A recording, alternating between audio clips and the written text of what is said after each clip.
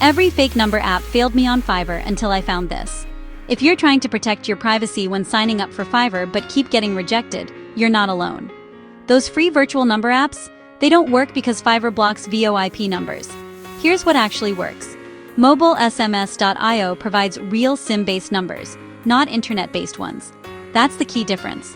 When Fiverr checks your number, it sees a legitimate mobile carrier, not a virtual service they automatically reject. Here's how to do it.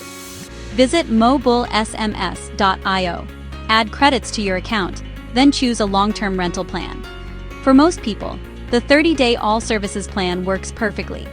Select USA for maximum acceptance. Get your dedicated real number, then use it on Fiverr just like any regular phone number.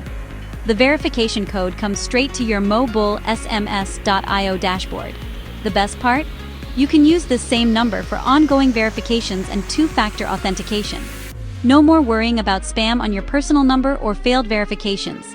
With a 4.8 star rating and real SIM technology, MobileSMS.io is what finally works when everything else fails.